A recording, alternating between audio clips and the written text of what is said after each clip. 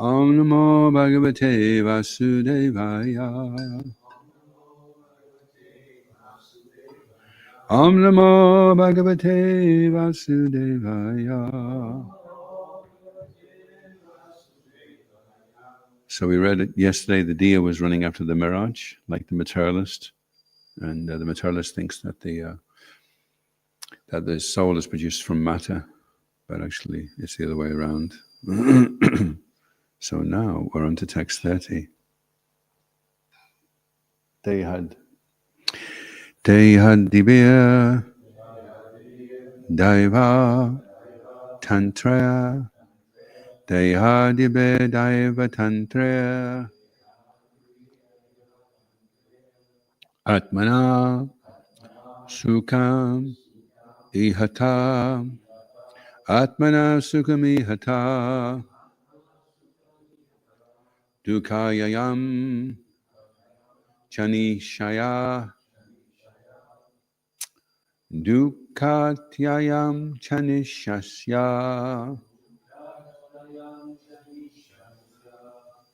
Kriya Moga Krita Krita Kriya Moga Krita Krita Dehadibya Daiva Tantra Atmana Sukham Ihata Dukatyayam Chanishasya Kriya Moga Krita Krita Dehadibya Daiva Tantra Atmana Sugami Hata Dukatyayam Chanishasya Kriya Moga Krita Krita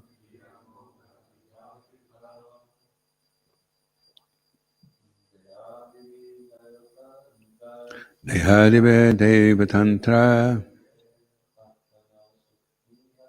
Atmanam Sukami Hata Sunakayam Chanishasya Kriya Moga Krita Krita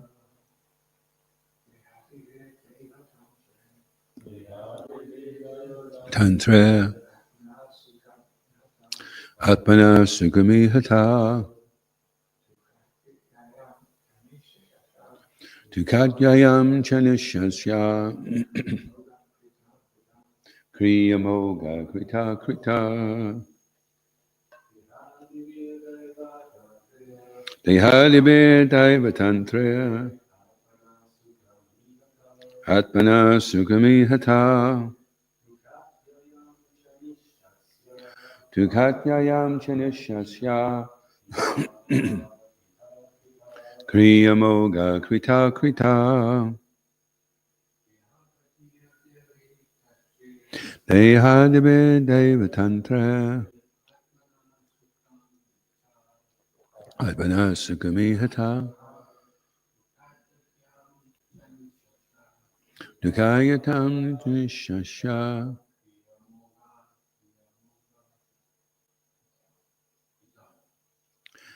Diyamoga Krita Krita. Okay, word for word. Deha Adibi. With the body, mind, ego, and intelligence. Daivatantrai. Under the control of superior power. Atmana. Of the self. Sukham. Happiness. Ihata. Searching after. Dukkha atyayam. Diminution of material conditions. Cha. Also. Anishasya. Of the living entity fully under the control of material nature. Kriya. Plans and activities. Moga Krita Krita. becomes baffled again and again. The living entity tries to achieve happiness and rid himself of the causes of distress.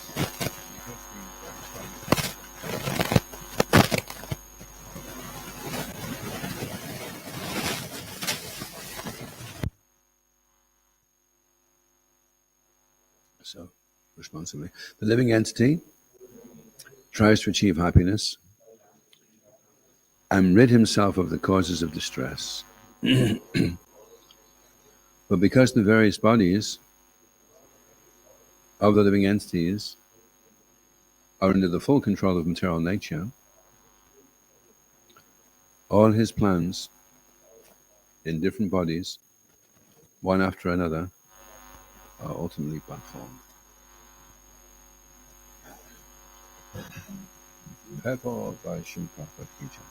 Because the materialist is in gross ignorance of how the laws of material nature act upon him as a result of his fruit activity, he mistakenly plans to enjoy bodily comfort in the human form of life through so-called economic development, pious activities, and in many other ways. It actually becomes a factor of the actions of this community. Supreme purpose.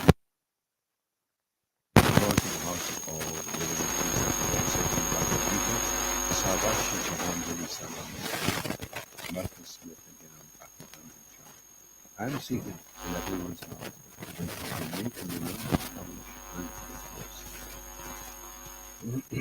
The desires and activities of the living being are observed by the Supersoul, who is the Upadrashta, the overseer, and who orders material nature to fulfill the various desires of the living being as steady state.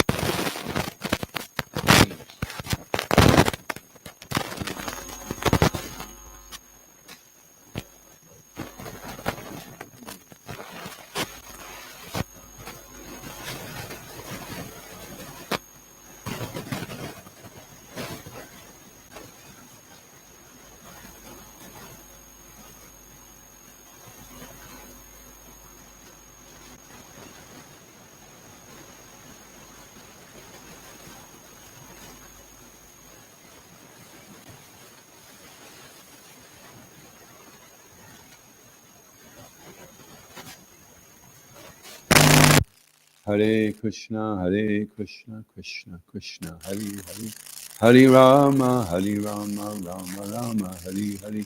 Vanchakalpa Trubhyascha, Kripa Sindhubhyacha, Padikanam Pavanebhyo, Vaishnavebhyo, Namo Namaha. So this is the sage who's behaving like a python, and he's being asked by Prahlad Maharaj about what is his philosophy. And so now the Python sage is speaking, and he's kind of sharing what his realizations are about life. And he's come to the conclusion that because people are fully under the control of material nature, then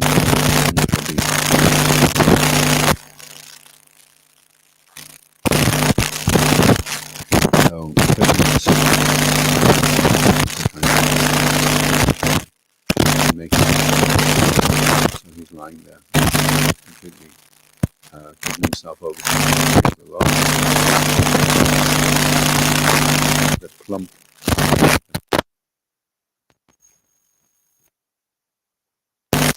so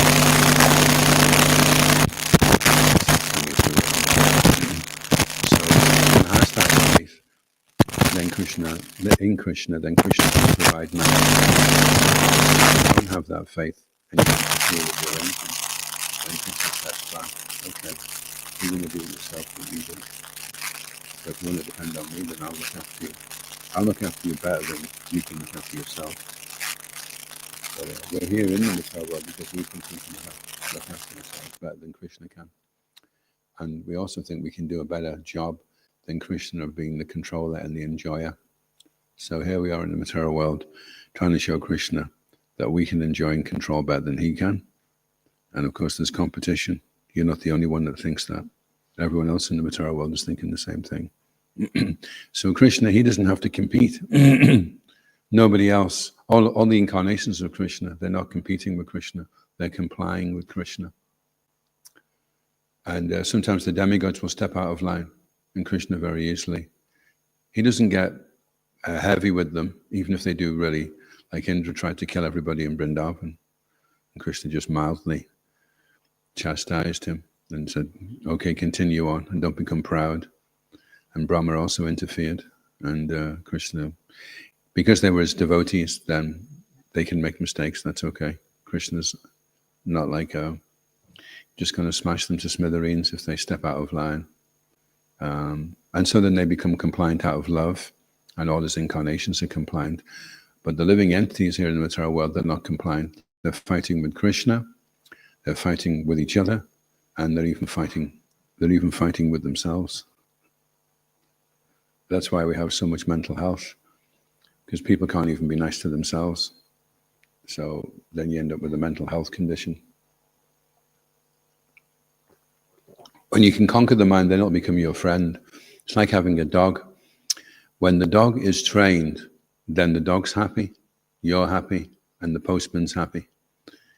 But if the dog's out of control, then the postman gets his trousers ripped, the dog's pooping on the rubber plant, and it's not happy, it's scampering all around the place, and you try and put it in its place and it bites you. So the dog's not happy, the owner's not happy, no one's happy. But once it's controlled, then the dog becomes very happy, very peaceful, and it does what the master says, everything's good. But it takes some time to train the mind to come to that point where it becomes our friend. When the mind's your friend, then you don't have any mental health problems anymore, because your mind is trying to help you. It's not working against you. So Prabhupada's saying in the purport, because the materialist is in gross ignorance of the laws of nature, he mistakenly plans to enjoy. And if he has a bit of knowledge, then he understands how the planetary system works, and he performs activities which will elevate him to the higher planets. But in one sense, although we say that you don't die, in one sense you do die because you forget who you were. Just like, these people get the Alzheimer's disease. I saw a program, and this man, he was looking after his mother, but his mother didn't know who he was. So in one sense, he kind of lost his mother. He'd lost that relationship because she didn't have the memory anymore. Then he was just like a stranger to her, and she was like a stranger to him. There was no longer any relationship. So when you die, you go into some of the situations. So maybe you're in the heavenly planets now and you're enjoying yourself.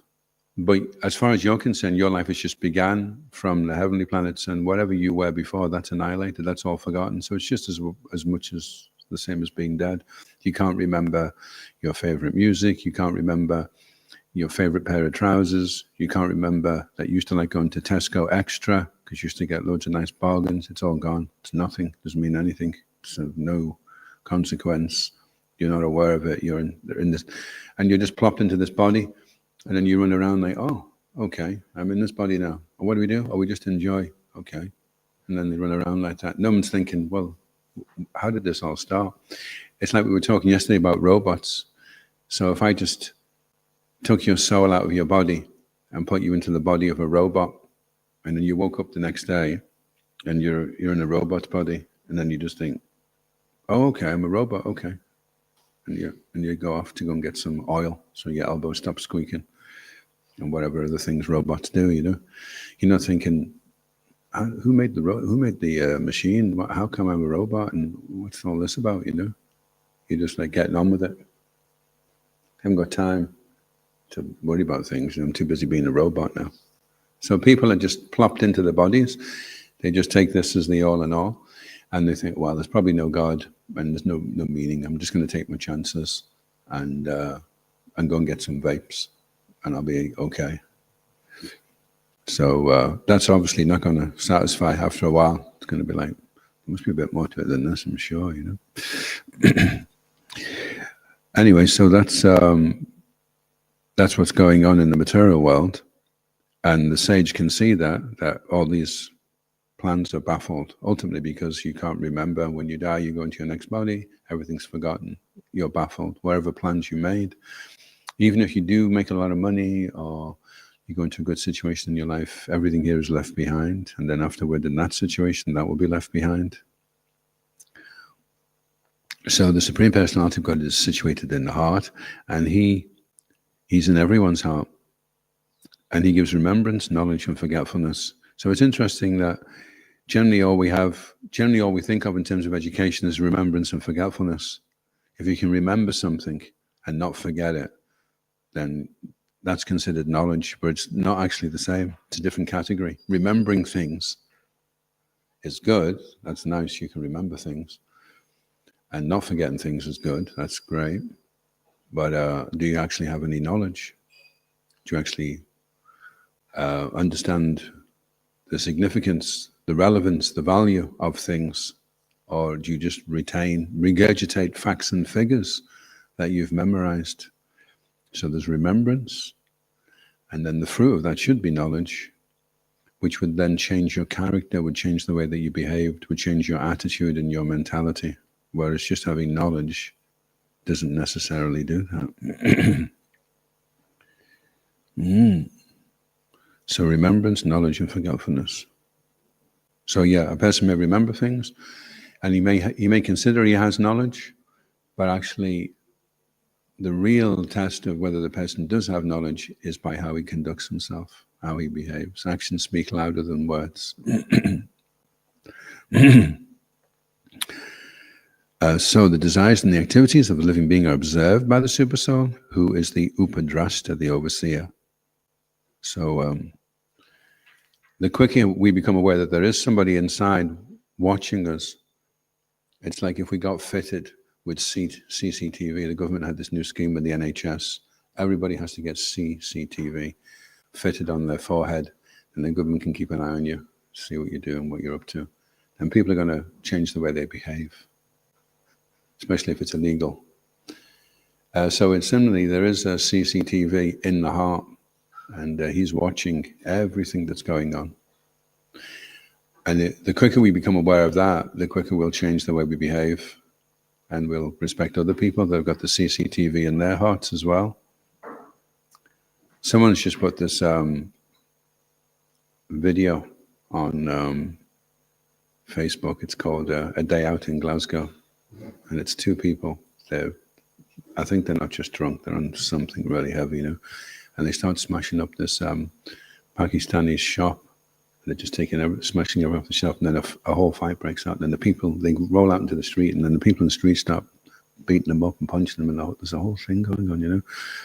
And I was thinking, afterward, when they do become relatively sober, and they're shown the video, everyone's going to be so embarrassed, you know, about what took place. They're just behaving like animals, you know. So because people are disconnected from this awareness that the Lord is in the heart, observing and witnessing, then they behave in all kinds of crazy ways. And at the time of death, everything comes back. That whole CCTV, it all gets played back in front of you. Every single thing. You see the whole thing flashing before your eyes. These people have near-death experiences. When they come back, they say, my whole life. And then they're thinking, oh, no. I mean, of course, they'll do some good things as well. But it'd be better if they were aware of that during their life, so they wouldn't have to go through that kind of torment at the end of their life, you know, that frustration. So the Lord gives one various types of bodies which are like machines. So if you just think of the body as being like a robot, and there are some people that get this, they have this problem that they don't feel pain, so they can put their hand on a red hot ring, and then they're like, what's that? Oh, and because they can't feel pain. So the pain is there so that we identify with the body, so we can protect the body, so we can survive in the body. But that pain, and there is a bit of pleasure, but if you look at the body, it's really designed for pain. You know, you can get a bit of fun out your tongue and your eyes and your genitals a little bit, but if you look at how much pain you can get, You could stab every part of the body with the pen and you get more pain in any part of the body than you would pleasure in any other part of the body, just with a pen. So the body's really set up just to feel pain with a bit of pleasure as well, you know. But because of that, it makes us very much identify with the body as our self. And when you get free from identifying with the gross body, then you've got to try and get free from identifying with your mind and listening to your mind all the time. Because generally the mind's wrong. Whatever it's saying is usually wrong. And that's why it gets changed all the time. People can't make their mind up because the mind's giving them the wrong information, the wrong conclusions. And then you have intelligence, but your intelligence will only work if you have determination. If you cannot determine what to do, the weak determination means that the intelligence is fallen under the sway of the mind. Intelligence.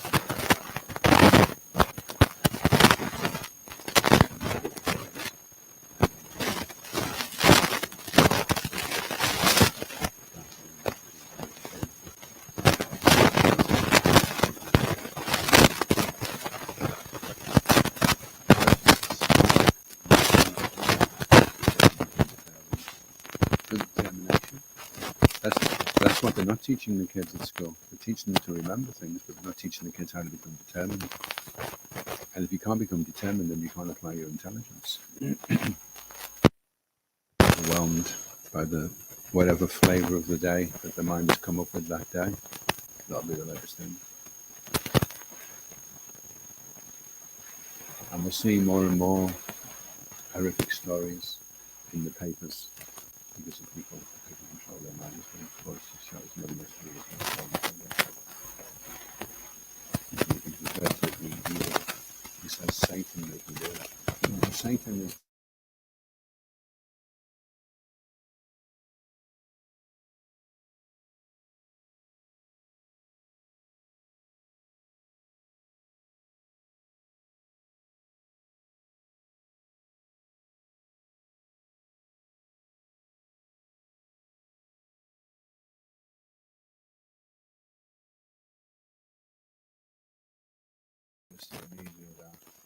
I'm a nice guy.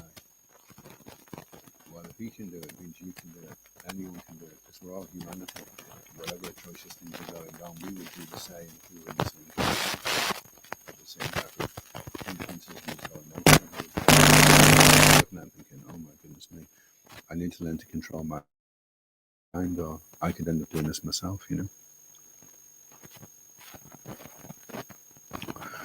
As soon as living entity is victimized by material desires to lord it over material nature, he is subjected to the control of material nature, which is supervised by the Supreme Soul. The result is that one again and again makes plans and is baffled. But as foolish as he is, he cannot say the cause of his bafflement. This cause is distinctly stated in the Bhagavad Gita. Because one has not surrendered to the Supreme Personality of Godhead, he must work under the control of material nature and its stringent laws. Daivayesha gunamai mam maya duratyaya. The only means of becoming free from this entanglement is to surrender to the Supreme Lord. In the human form of life, the living entity must accept this instruction from the Supreme Person, Krishna. Sarvadharman paritraja mam ekam sharanam braja. Do not plan to achieve happiness and drive away distress. You will never be successful. Simply surrender unto me. So that's a slightly different translation. We normally hear, abandon all varieties of religion. So basically abandon all whatever processes or plans you have for driving away your distress. Just forget it. You'll never be successful. Just surrender to me. I've got your back. Unfortunately, however, the living entity does not accept the Supreme Lord's clearly stated instructions from the Bhagavad Gita, and thus he becomes a perpetual captive of the laws of material nature. Yogiratat kamano nitra loko jam kamabandanaha. If one does not act for the satisfaction of Krishna, who is known as Vishnu or Yogya, he must be entangled in the reactions of fruit or activities. These reactions are called papa and punya, sinful and pious. So there's a part in the Bhagavad Gita where Krishna says to Arjuna, one who sees action in inaction and inaction in action truly sees things as they are. Anyone know what that means? One who sees action in inaction and inaction, inaction is the one that truly sees. You got any idea, Jayananda? Jayananda? Haribo, any idea what that is? If you see action in inaction and inaction in action. Shishikoni time after question.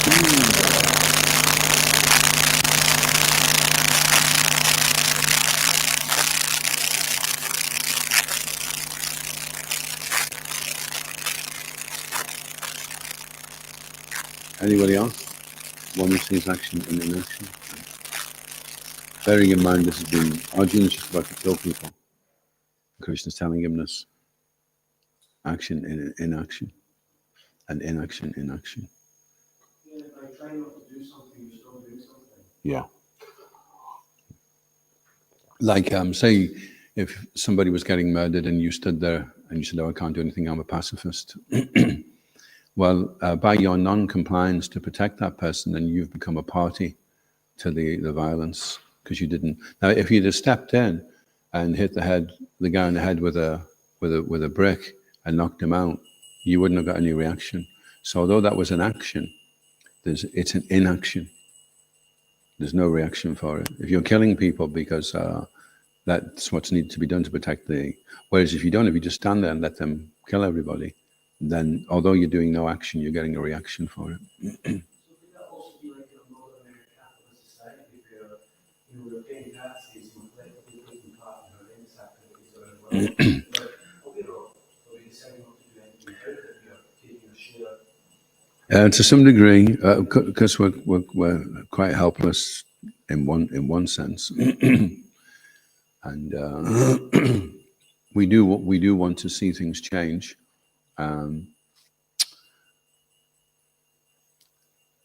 Like the philosophy that although the king is misspending the taxes, you're giving the taxes in good faith that they're going to be used properly. It's not that you're giving. I remember years ago there was this picture of this family with a shopping trolley, and they had a bomb in the trolley.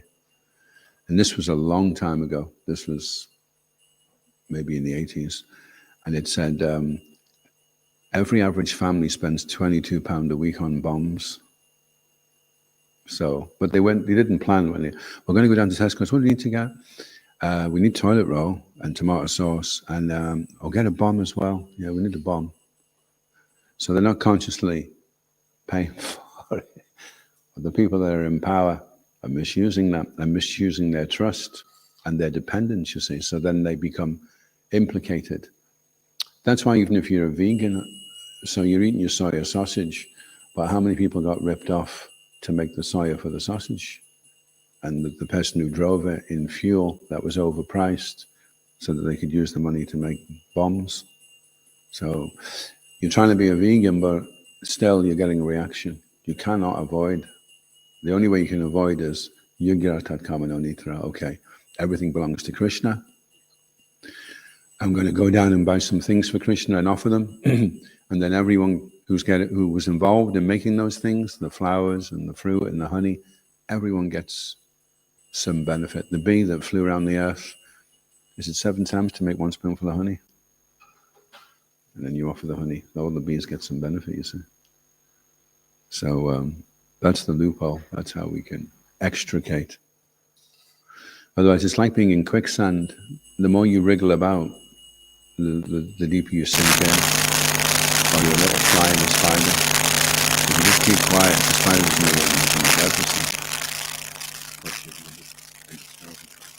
But as soon as you start moving around, the spider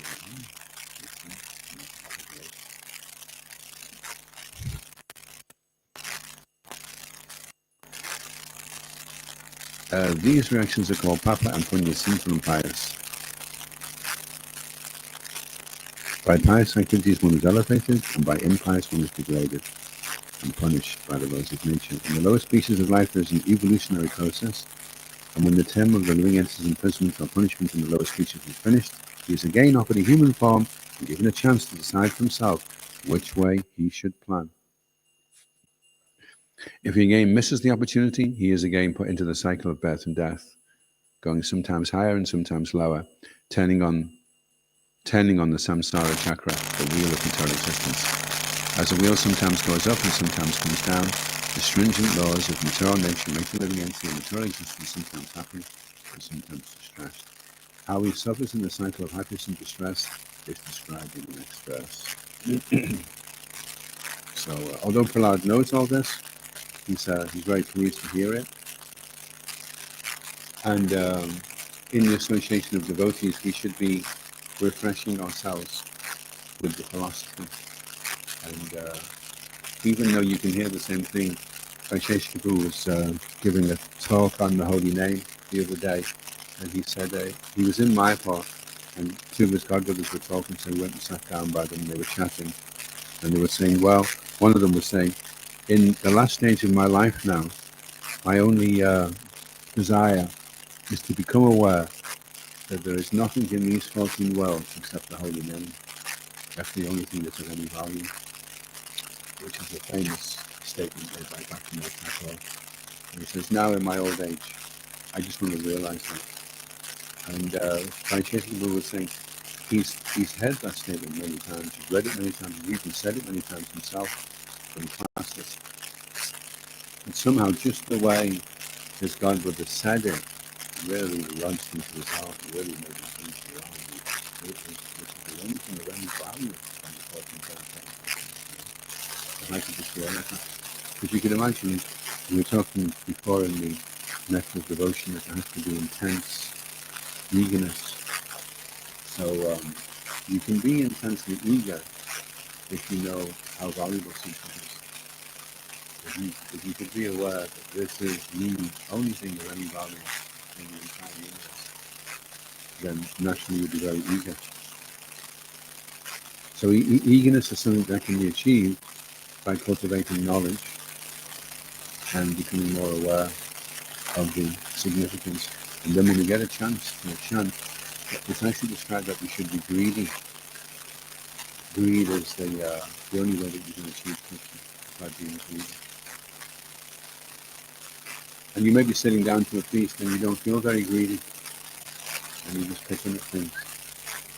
And then you find out, okay, if you eat that in a really greedy way, then you'll get a million pounds. So in the same way, if you can do things with greed, then you'll achieve Krishna. If you're greedy, so if you're very eager, very keen, very enthusiastic, and then Krishna will step in. Because Krishna is a very valuable thing. Krishna consciousness is a very valuable thing. And if you want it, the price you have to pay. Srila Prabhupada said, if you want a diamond, then the price is very high.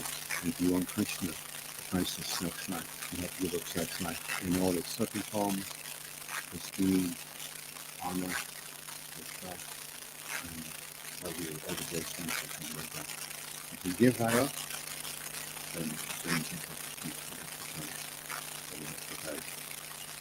So we're vexed in progress, and we kind of come to that now, so that we can touch Krishna. We can come to Krishna.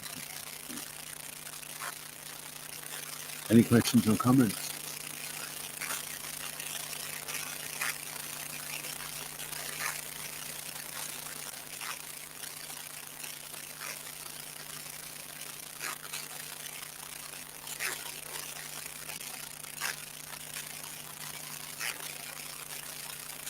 Was it?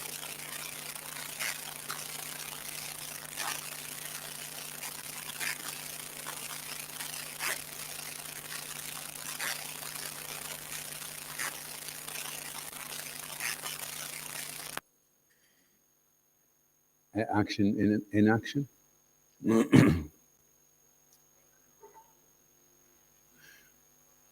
If we're doing everything for Krishna, then there's no karmic reaction. The West is doing action in the mode of ignorance. That's like, it's not just entangling you, but it's dragging you down at the same time. If you're doing activity in the mode of passion, you're entangled, but you're at least you're on the ground. You're stuck in this bush, and you're getting more involved in it.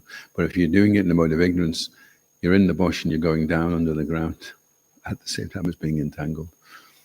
And then if you're doing things in the mode of goodness, then at least you're climbing to the top of the bush. You're getting a nice view, and you're not so.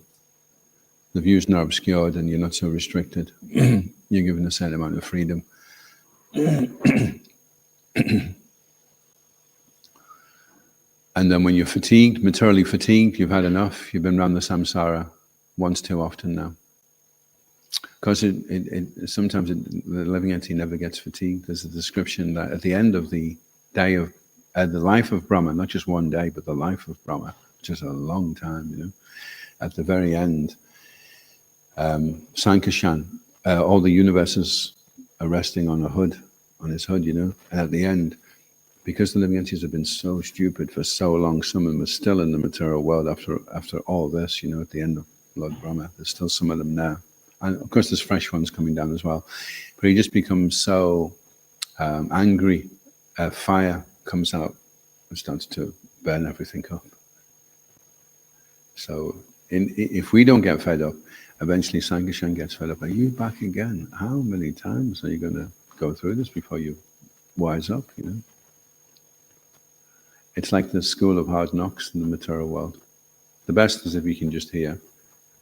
Then if you can't, at least see. And if you can't see or hear, then, okay, we'll have to knock you on the head, How many times you need knocked before you learn, And decide, oh, that's not a good idea.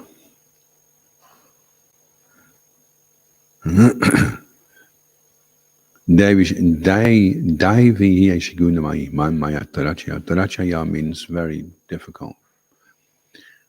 In fact, it's impossible to overcome the material nature, because Krishna has made the material nature. So he's made it so strong that the only way out is by submission.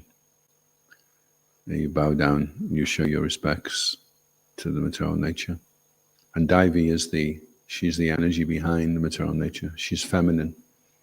And as long as we want to control the feminine nature, then we have to stay in the material world. And then as soon as we become submissive and we realize we have a feminine nature, that we're submissive, and our role is to serve. Prakriti is to serve the Purusha. The original Purusha is Krishna, male, and the Prakriti is the female energy.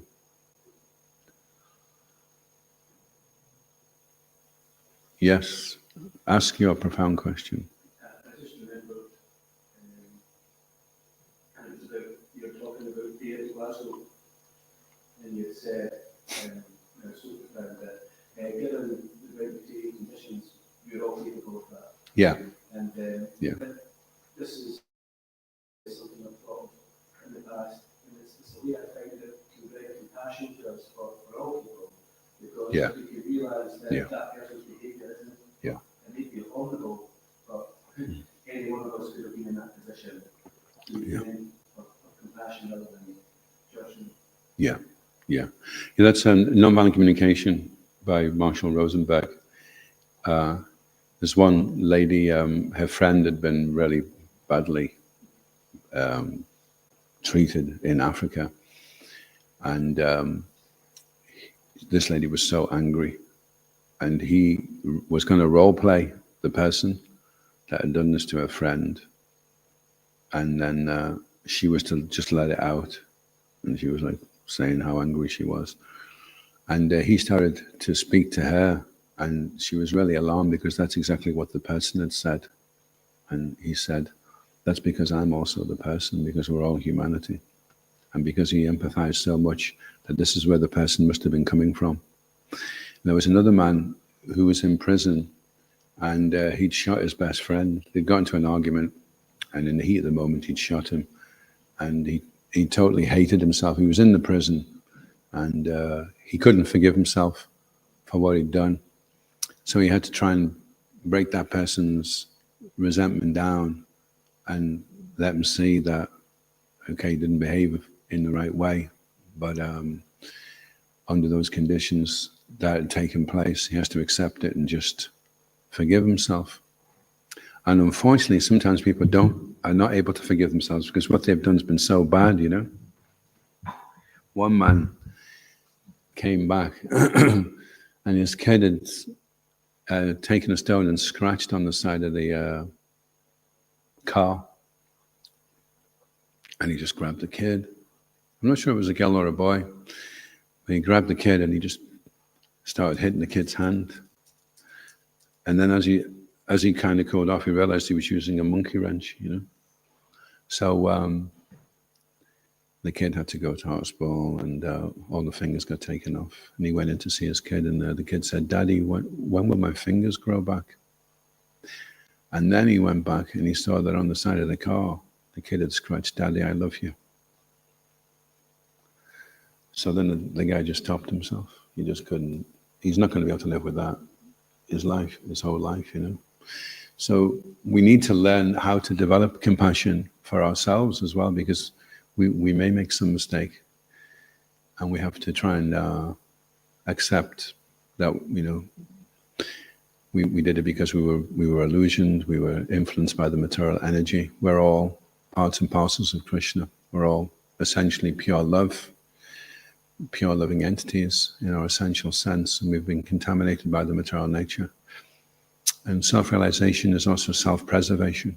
Help us to identify who we really are, understand we are a living, pure entity, and all this false stuff that we're covered in that's making us behave in so many bad ways, we need to detach from that and stop identifying with it as ourself, And if we don't, then we're walking on our minds.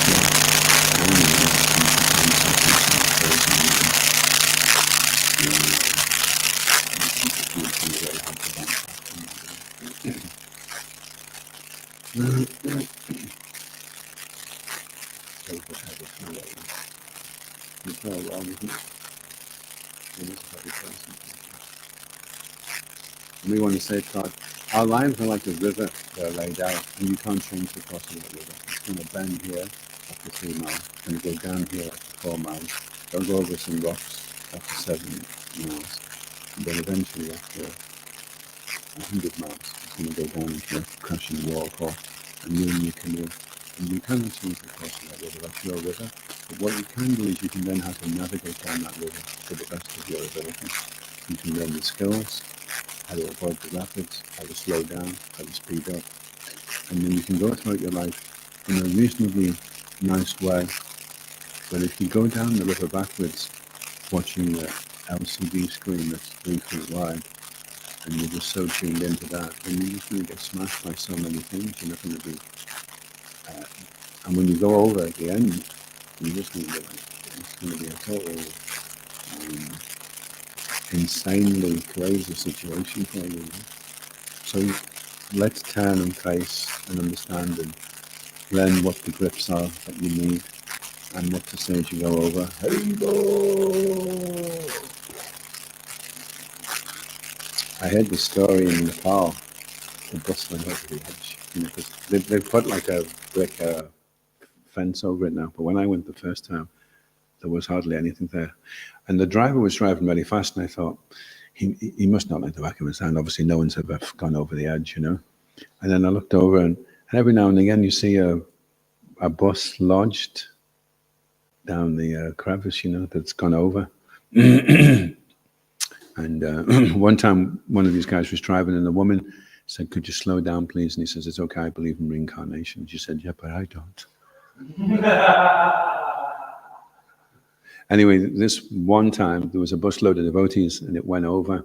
It slipped and went over the edge. And as the bus was going over, they could just hear, Haribo!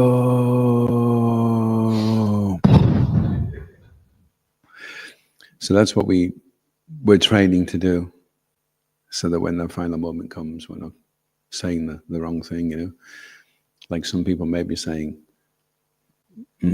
hell, and that's where they'll go. Because that's the last thing they said. So we want to be saying, Hare Krishna. And then that's it. It's finished. No more having to come back. Srila Prabhupada said that when you do go back, you'll just be back in your original spiritual form. And it'll seem like you just blinked for a split second. And that was the time that you were here in the material world. Because in eternal situation, time has no standing. All the trillions and billions of years put together don't equal one tiny half passing of a moment, Lord Brahma says, in the spiritual world. It's hard to understand how that works, but the way I was looking at it was, if you look at eternity as being like a ring, then the entire ring exists all the time. But if you look at the ring, just one fraction of the ring, you can see, oh, they're getting up at that time. Now they're going to have lunch. Now they're going to go to bed. Now the moon is rising. Now the sun is rising. Now, and then you see all these different things in any specific part, but the ring is existing always. Every phase of the ring is existing all the time, but your attention is just on that part. And then now the moon's rising. Now the sun's rising. But the ring, everything is existing all the time. Just your experience of things is going through one phase, then another phase, then another phase, like that, you say. So in that sense, everything is eternal. It has no cessation. It exists all the time, no beginning and no end. But at the same time we experience past times, one thing happens which develops into this, and then this takes place in sequential. And Krishna, he likes to go into this sequential existence, whereas in his Narayan Vaikuntha form, he's just all cognizant. And so it's hard to interact, because, the person knows what you're going to say before you say it. So it's like, oh, what's the point, Or you're going to go and surprise him. But he knew 10 million years ago you're going to give him a box of milk tray, which was buy one, get one free in Tesco, Oh, okay. It's like, okay, he knows everything, he does everything, but just like, wow, okay. But then he likes the sequential, but that's more intimate, that's Goloka. That's where we want to go. ISKCON Guru in the key. Srila Prabhupada ki. Gora Premanandi.